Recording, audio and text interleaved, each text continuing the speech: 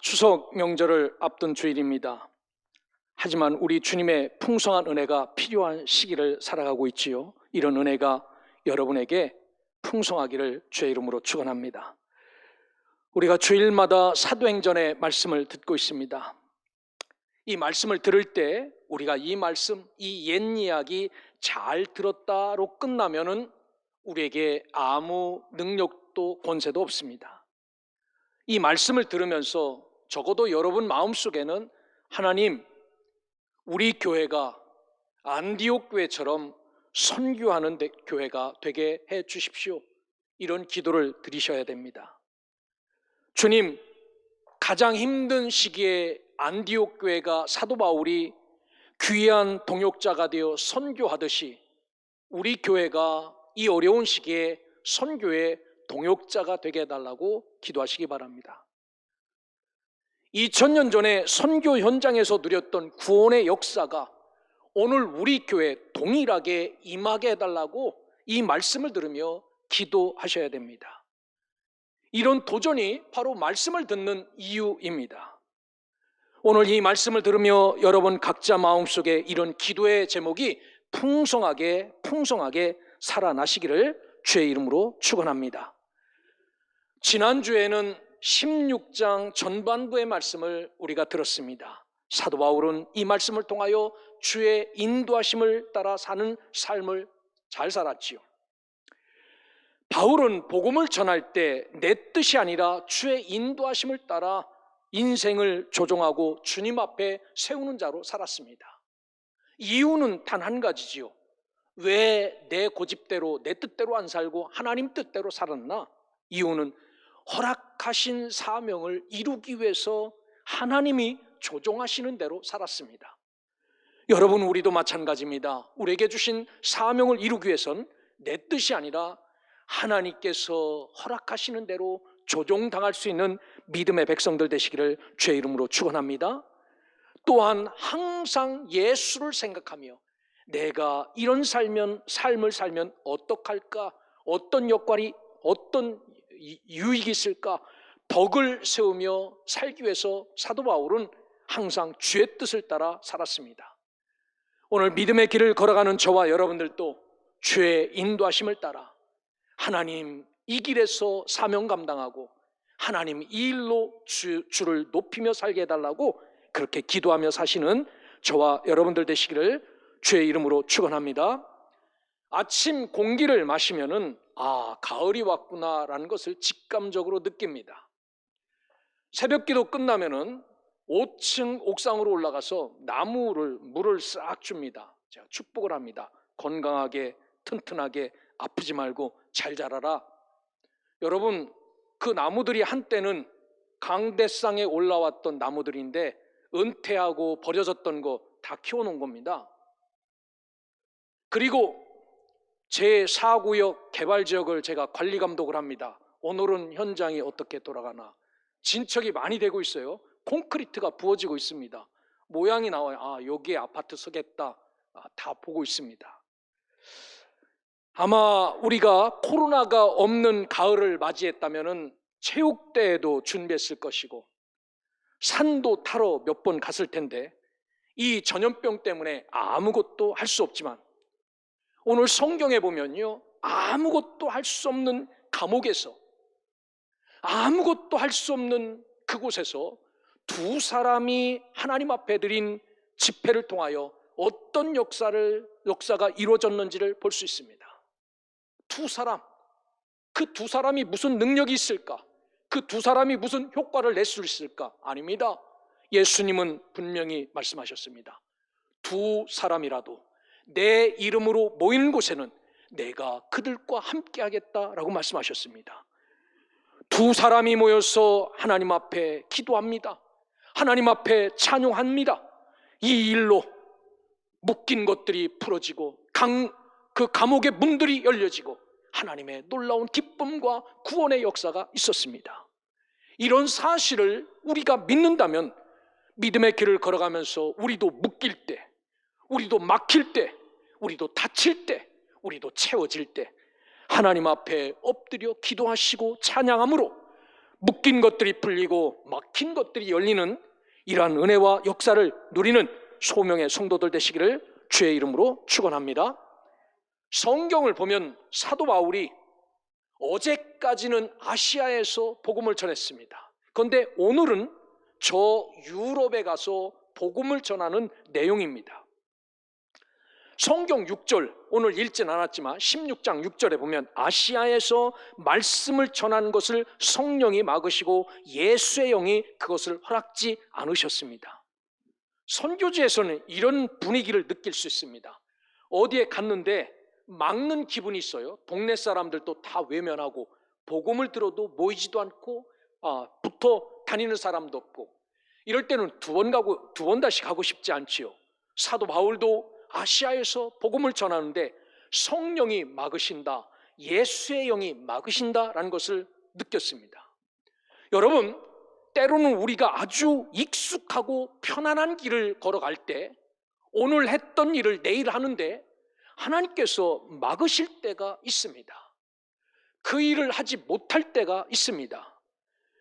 이렇게 익숙한 일이 막히거나 다치면 저와 여러분들은 어떠해야 됩니까? 반드시 엎드려 기도해야 됩니다. 길을 막고 계신 그분에게 내가 어떤 길을 가야 되는지 물어야 되겠지요. 참 이상하게 사도 바울이 기도합니다. 이상하다, 왜 막으시는가? 어느 날 밤에 환상을 보는데 마게도냐 사람 하나가, 저 유럽 사람 하나가 손짓을 하면 건너와서 우리를 도와주십시오, 우리도 그 복음을 듣고 살게 해 주십시오 라는 환상을 봅니다. 사도 바울은 직감적으로 느끼기를 유럽까지 갈 계획은 없었지만 이 일은 하나님이 부르신 것이라 라는 사실을 확신하고 계획에도 없던 유럽으로 건너가 마게도냐는 부평처럼 도시가 아닙니다. 마게도냐 프로빈스, 우리나라로 말하면 경기도 충청도라는 도가 마게도냐입니다. 여기에 관문 도시인 빌립보에 도착한 것입니다.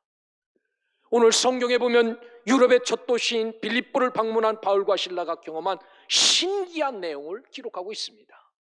세상에서 가장 작은 집회, 기도에 관한 내용입니다.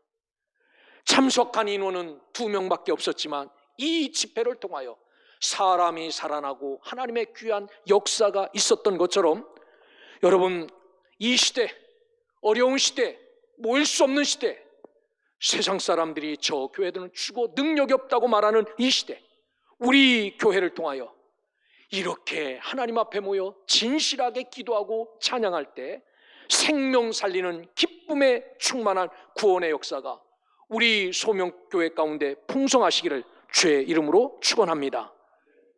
바울은 디모데, 실라와 함께 더불어 성령께서 지시하신 마게도냐로 건너가기를 몹시 힘썼던 것을 볼 수 있습니다. 아시아에서는 막았는데 마게도냐는 열어놨으니까 거기에 가야 되겠다. 그리고 네아폴리를 거쳐서 지체치 않고 곧장 마게도냐 첫 성인 빌립보에 도착한 것이 11절 12절의 말씀입니다. 그러면 빌립보는 도대체 어떤 도시인가? 당시 마게도냐에 도청사가 있는 곳, 유럽 대륙의 첫 성이었습니다. 터키 아시아에서 저 그리스 유럽으로 나가는 그 마게도냐, 여기에 첫 성. 대한민국이 지금 이 아시아 터키에서 유럽으로 있는 바다 위에 거의 3km 가까이 되는 다리를 놓고 있죠. SK에서. 이게 곧 마무리됩니다. 여기를 건너간 겁니다. 배 타고. 로마의 지배를 받던 큰 도시였습니다. 그래서 로마 사람인 우리에게 이 이상한 복음을 전한다라고 말하지요. 왜 이곳을 빌립보라고 이야기했냐면요, 세계 정복의 야망에 불탔던 알렉산더 대왕, 동방 정벌 정책을 했던 이 대왕의 아버지가 필립입니다. 그래서 빌립보를 세우면서 이 도시가 우리 아버지를 기념하기 위해서 빌립보라고 세운 겁니다. 대단한 도시지요. 그야말로 빌립보 성은 역사적으로 정복자들이 세계 정복의 꿈 한과 한이 서려 있는 곳이었고 로마 정치와 경제 요충지였습니다. 이런 바울이 빌립보에 가서 유럽 최초, 꿈도 꿔보지 못한 그곳에 그리스도의 이름으로 집회를 열어 복음의 전진기지로 삼는 것을 볼 수 있습니다. 오늘 우리도 마찬가지입니다. 하나님의 인도하심을 따라 살아가면 오늘 우리가 이러한 일들을 경험할 수 있음을 믿고 바울처럼 말씀을 따라 살아갈 수 있기를 주의 이름으로 축원합니다. 자, 이렇게 움직여서 빌립보에 도착을 했는데 누구에게 이 복음을 전할 수 있는가? 13절에 보면 안식일에 나가 우리가 기도처가 있는가요? 문 밖 강가로 나가서 묻습니다. 사람 붙잡고 여기에 저 동양의 유태인들이 모인 회당이 있습니까? 라고 물어요. 사람을 만나는 사람마다 묻습니다. 이때 어떤 사람을 만나냐면 아시아 두아디라에서 건너온 자주색 옷감 장수를 팔고 있던 하나님을 공경하는 한 여인을 만납니다. 루디아라는 여인입니다. 사도 바울은 유럽에 넘어가 빌립보에서 그저 방에 꾹 참고 있는 것이 아니라 나가서 기도처를 찾았는데 하나님을 공경하는 여인을 만나게 해주신 것입니다. 여기에 보면 하나님을 공경했다라는 말이 세보마이라고 성경은 기록하고 있어요. 이 세보마이라는 이야기는 어떤 뜻이냐면요, 헌신하다, 경외하다라는 겁니다. 헌신 살짝, 경외 살짝이 아니라 이 헌신하다, 경외하다라는 세보마이는요 100%입니다. 완벽한 헌신, 온전한 하나님을 경외하는 여인을 만나게 한 것입니다. 그래서 14절에 보면 루디아의 마음을 열어 유럽에서 첫 번째 복음을 받아들이는 그리스도인이 되게 하셨다라고 말해요. 여인이었지만 대장부였던 것 같습니다. 그 여인이 마음을 열고 사도 바울을 만나 이 여인을 중심으로 이 유럽의 첫 번째 교회인 빌립보 교회가 세워졌죠. 여러분, 저와 여러분에게도 이 코로나로 위축된 시기지만 영적인 목마름 때문에 갈급하게 찾아다니는 이런 사람을 만날 수 있기를 주의 이름으로 축원합니다. 나를 구원할 자, 나에게 예수를 소개할 자, 나에게 이런 자들이 찾아와 그분을 주 앞에 세울 수 있는 이런 은혜가 우리에게 있기를 주의 이름으로 축원합니다. 이 여인은 마음이 열려 있었던 여인인데 오늘 성경에 보면은 그 집이 다 세례를 받았다라고 15절에 이야기해요.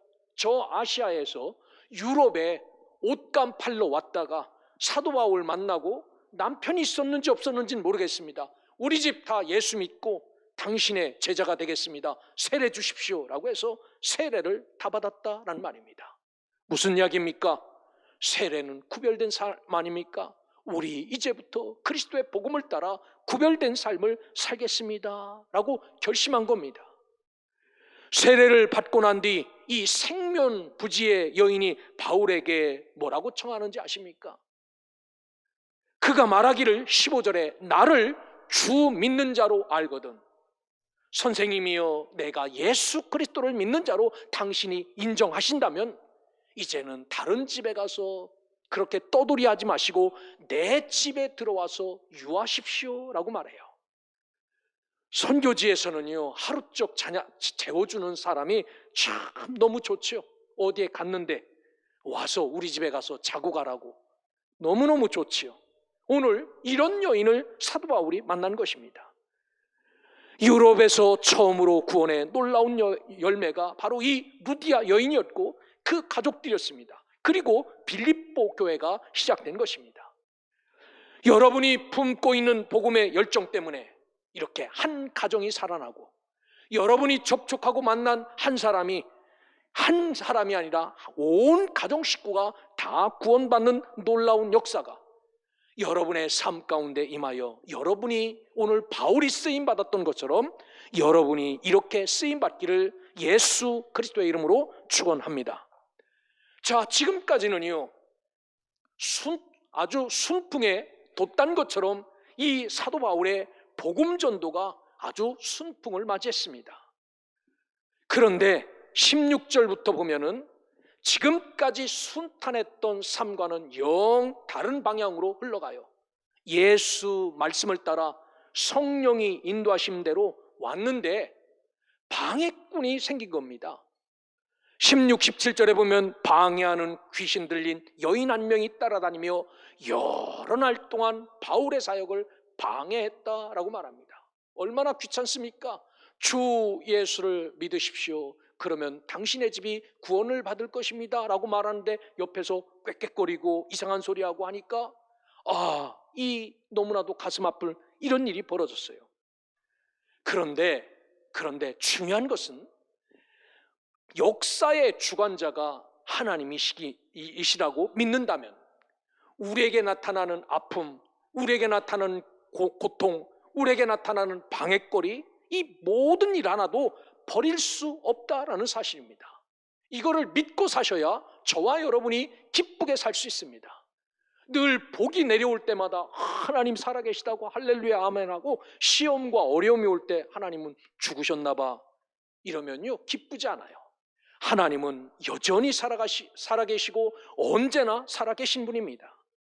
점치는 귀신 들린 여인이 바울과 실라를 쫓아다니며 소리질러 복음 전파를 방해합니다. 여기 점치다라는 말은요 만티오마이라는 헬라어를 써놨어요. 이게 미친이라는 뜻입니다. 미친 사람이 바울이 가는 곳마다 쫓아다니며 주문을 외우고 악한 영으로 예언하는 일이 벌어졌다라는 겁니다.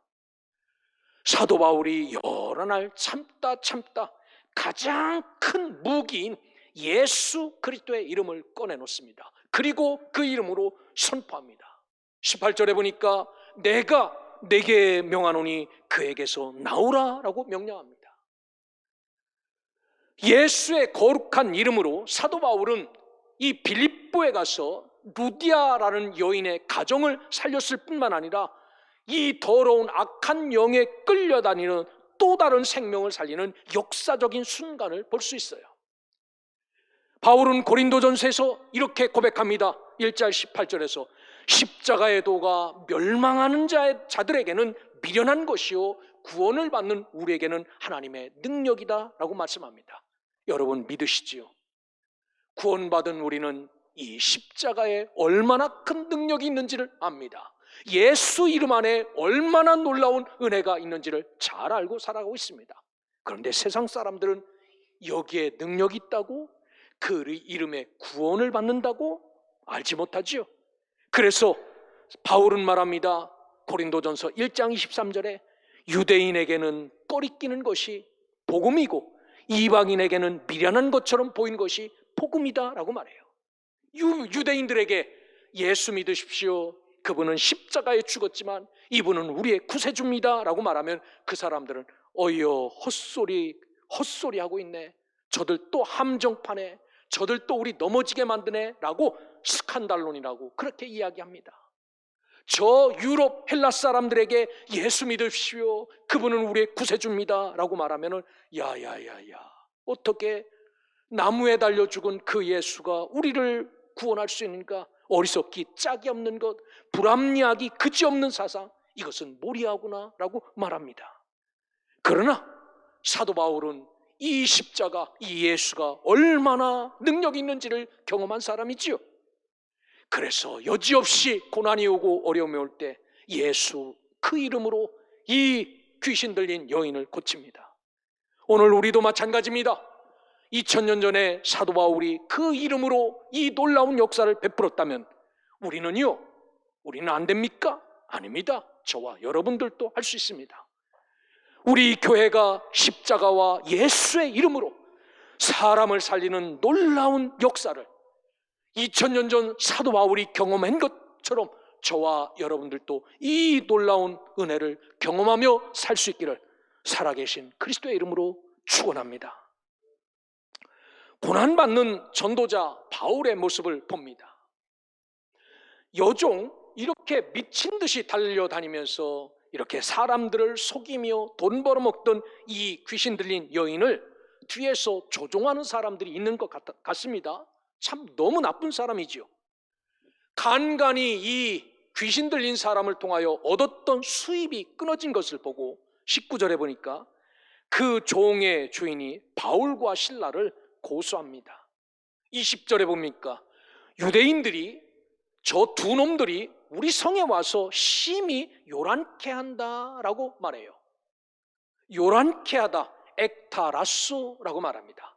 매우 우리하고는 문화도 성격도 종교도 다른 이상한 것을 가지고 와서 우리를 어지럽게 동요시키는 나쁜 사람들이다라고 말합니다. 그래서 로마 사람인 우리가 받지도 못하고 행하지도 못할 풍속을 전한다라고 21절에 말해요. 예를 들어서 세례받아야 구원받습니다. 주일은 예배드려야 하나님의 백성입니다. 이런 관례 제도를 이렇게 우리에게 와서 전한다고 합니다. 이 결과 어떤 일이 벌어지냐면은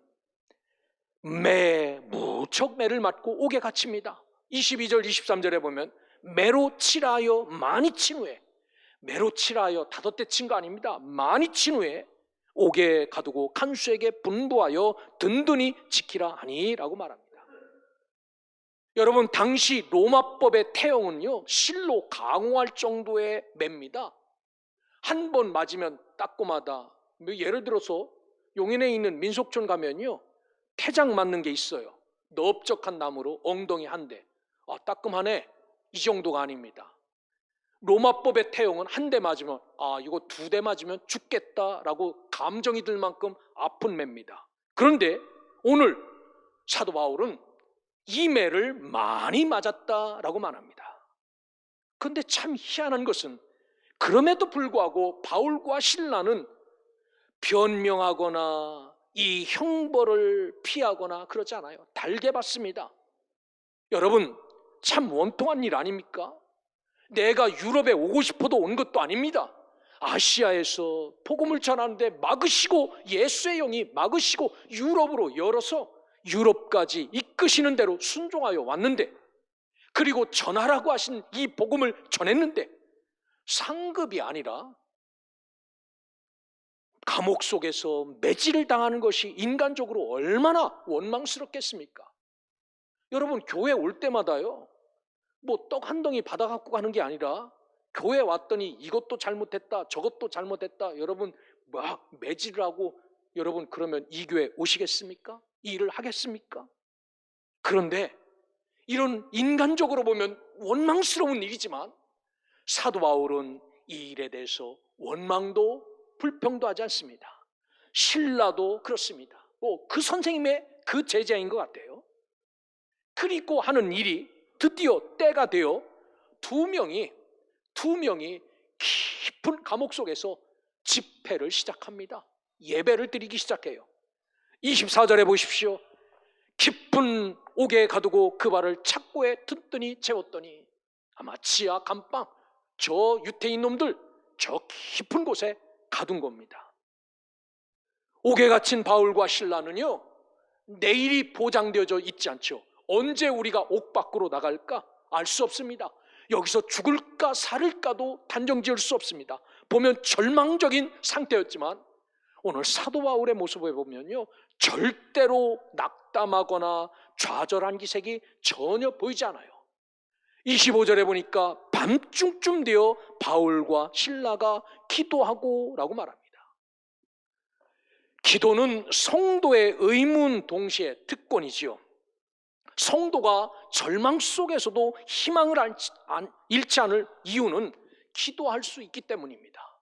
사도 바울이 감옥에 갔어요. 희망이 보이지 않습니다. 언제 나갈지 알 수 없습니다. 하지만 하나님이 기도하면 열어주실 것을 믿고 기도하지요. 그래서 기도는 하나님의 능력을 현실 속에 나타나게 하는 위대한 도구입니다. 그렇지, 철문 닫혔지? 기도하면 저 철문이 열릴 거야. 하나님은 그런 은혜를 베풀어 주실 거다라고 말하지요. 여러분, 이 성전이 지어지기 전 저 교육관 4층은 철야 때마다 모여서 기도했던 장소입니다. 새벽 기도도 했던 곳이고요. 그 4층 문을 열고 들어간 위에 그 셔터 담았던 그 박스가 있었는데 그게 스테인레스로 돼 있었어요. 그 스테인레스 위에 어떤 글귀가 써 있었냐면요, 강대상 앞에서 쭉 보면 보이는데 기도는 만사를 변화시킨다라고 쓰여 있었어요. 누구든지 와서 엎드려 기도하면 하나님이 변화시켜 주신다라는 표가 거기에 붙어 있었습니다. 오늘 사도 바울이 이것을 믿고 기도했던 것처럼 저와 여러분 또한 기도하는 자여야 하고, 이 기도를 통하여 생명, 구원의 열매가 있게 해달라고 기도하는 여러분들 되시기를 주의 이름으로 축원합니다. 찬양을 하기 시작합니다. 매를 맞고 노래가 나오겠습니까? 한두 대가 아니고 많이 맞았다라고 하는데, 아마 어떤 노래를 불렀을까요? 뭐 인생 타령하는 노래를 불렀을까요?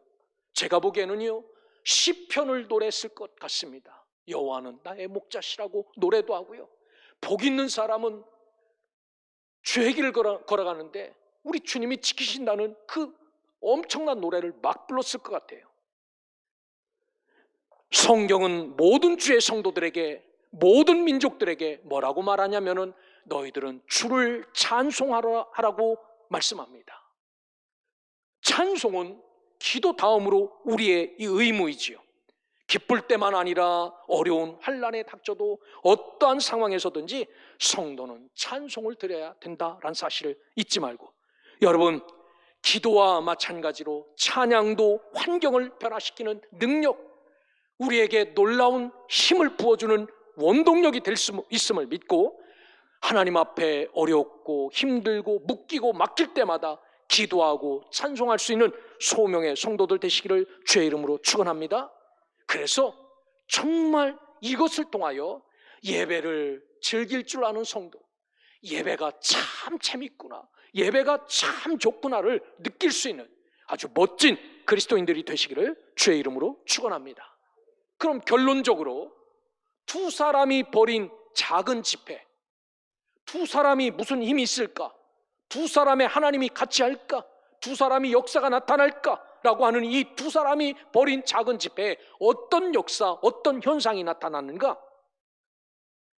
26절에 보니까 이에 갑자기 큰 지진이 나서 옥토가 움직이고 문이 다 열리며 모든 사람의 메인 것이 다 벗어진지라 라고 두 명이 벌인 집회의 결과를 기록하고 있습니다.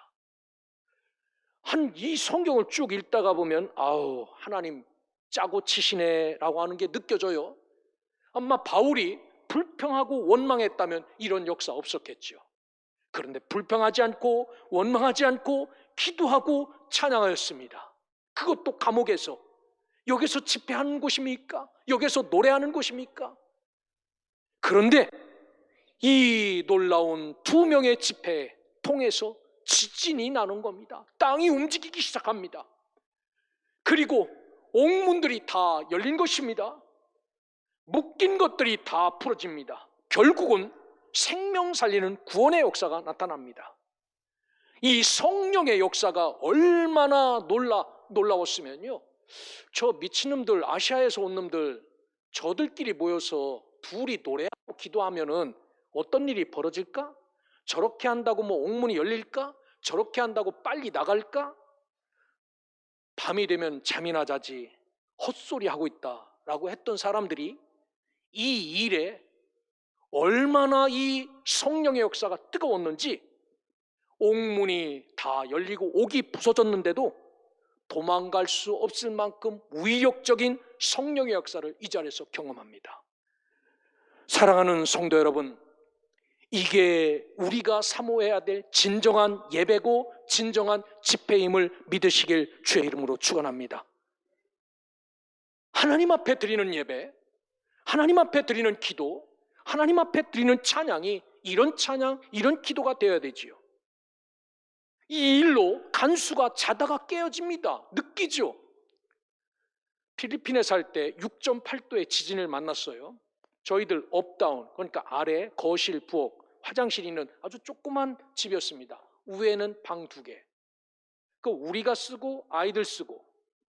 그런데 지진이 나서 흔들리는데 2시가 넘어서 그 느낌이 이상해요. 지구 전체가 흔들리는 땅의 감각은요, 잊을 수 없습니다.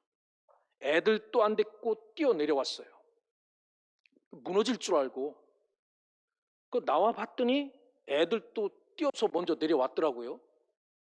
잠자다가 애들도 깨서 내려올 만큼 큰 진동입니다. 간수가 깼지요. 돌아본 상황이 옥이 다 부서지고 옥은 텅텅 비어있지요. 아, 나 인생 끝이구나. 칼을 빼고 목에다 대고 끊고 자결하려고 합니다. 27절. 이때 바울이 소리를 칩니다. 크게 소리질러 가로되 내 몸을 상하지 말라, 우리가 다 여기에 있노라 하니 라고 28절에 말해요. 여러분, 이 간수는 지금까지 빌립보 감옥을 수십 년 지킨 사람입니다. 살면서 감옥을 부수고 탈출한 죄수들은 많이 봤지만, 그런데 감옥이 부서져도 이 다 무너져 있어도 자기 자리를 지키고 있는 사도 바울과 실라와 죄수들을 보고 갑자기 이 사람들은 도대체 무언가 두렵고 떨림이 밀려오지요. 성경에 보니까 이 간수가 사도 바울 아래 무릎을 꿇습니다. 그리고 내가 어떻게 하여야 당신처럼 이렇게 담대한 이런 삶을 살 수 있습니까? 이런 구원을 나도 받을 수 있습니까? 라고 구원에 대해서 진지하게 물어요. 이 사람이 못 들었겠습니까? 미친놈이 밤새 기도하고 소리 지르고 노래 부른 것? 그렇다고 변화 있을 줄 몰랐는데, 이 일로 인하여 이런 일이 벌어지고 나니까 가르치지도 않고 이야기하지도 않았는데 묻는 말이 나 어떻게 하면 당신처럼 되겠습니까? 라고 묻지요. 사도 바울은 여지없이 루디아 여인에게 예수 그리스도를 증거했던 것처럼 31절 32절에 보니까 이르되 주 예수를 믿으라, 그리하면 너와 네 집이 구원을 받으리라 하고 주의 말씀을 그 사람과 그 집에 있는 모든 사람에게 전하더라 라고 말씀합니다.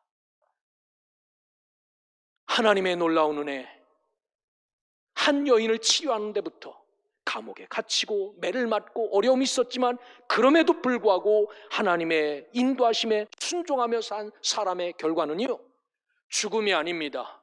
멸망도 아닙니다. 놀라운 역사를 경험하고 사람을 살리는 일이 벌어진 것입니다. 이 간수가 그리스도를 믿고 난 뒤에 회심의 결과를 보면요, 33절 사도 바울을 데려다가 맞은 자리를 깨끗이 씻습니다. 얼마나 많이 맞았으면 터지고 엉키고 붓고 했으니까 그 자리를 씻어요. 여러분 같으면 가능하겠습니까? 허기야 사도 바울은 돌로 맞아서 죽었던 적도 있으니까 맷집이 좀 셌던 것 같대요. 그리고 34절에 보니까 저들을 데려다가 때릴 때는 언제고 자기 집에 가서 음식을 차려주고 먹여줬다라고 말합니다. 그리고 33절 자기와 그 온 가족이 다 세례를 받은 후에 34절 그와 온 집안이 하나님을 믿음으로 크게 기뻐하였다라고 말합니다. 여러분, 2명이 벌인 가장 작은 집회의 결론입니다. 2명, 그리고 죄를 짓고 감옥에 있던 죄수들, 아마 바울과 실라의 집회 소리에 불쾌하게 생각했던 그들, 저렇게 해봐야 어떤 효과가 있을까 했던 그들, 이들을 앉혀놓고 집회한 결과가 놀라운 생명살림의 결과로 맞이할 수 있는 것을 볼 수 있습니다. 여러분, 그들에게 기쁨이 충만했고 사람의 살아나는 역사가 있었듯이 오늘 매일 드리는 우리의 기도와 찬양을 통하여 이런 역사가 나타나기를 주의 이름으로 축원합니다. 중요한 것은 그저 우리가 주일날 아니면 예배 때마다 나와서 드리는 형식적인 이 기도, 이 찬양도 받아주실까? 글쎄, 저는 예라고 대답은 할 수 없겠습니다. 형식과 습관적인 예배로는 이런 일을 이룰 수 없죠. 이런 결과를 가질 수 없죠. 사도 바울이 드렸던 기도가 어땠을까요? 여기가 끝이구나, 저 감옥 너머 문을 열고 나갈 수는 없겠구나 라는 심정으로 기도했을 겁니다. 두 손 높이 들고 목이 터져라 주의 이름을 부르며 하나님 여기를 기억해달라고, 오늘 밤 여기를 기억해달라고 얼마나 불렀겠습니까? 그리고 그들의 부른 찬양은 주여 주여 하면서 아주 개미소리로 불렀겠습니까? 오늘 밤 이 부르는 찬양이 마지막 찬양처럼 불렀을 겁니다. 이때 하나님이 그들의 기도와 찬양에 역사하시지요. 사랑하는 소명의 성도 여러분, 2000년 전 바울이 드렸던 기도와 찬양이 우리 교회에 회복되어 이렇게 찬양하고 이렇게 기도하는 교회가 되기를 주의 이름으로 축원합니다. 그래서 모일 때마다 하나님 앞에 이렇게 찬양하고 이렇게 기도함으로 죄와 죽음에 묶여있던 영혼들이 풀려나고 생명 살아나는 일을 경험하는 복된 교회가 되기를 주의 이름으로 축원합니다. 함께 있던 제수들이 어땠을까요? 이들이 나가서 무엇을 전하며 살았을까요? 그 미친놈 밤새 그러더니 옥문이 열렸어. 나오긴 나왔는데 참 그놈들 미친놈들 같아. 이러고 살았을까요? 아니면 빌립보 교회 교인들이 되어서 풀려날 때마다 거기 가서 복음의 말씀을 듣고 복음 전하는 자로 살았겠습니까? 아마 복음 전하는 자로 살았겠죠. 여러분, 이게 두 사람이 벌인 놀라운 집회 현장임을 기억하고, 목사님 나 혼자 예배드려요? 우리 둘이 예배드려요? 예.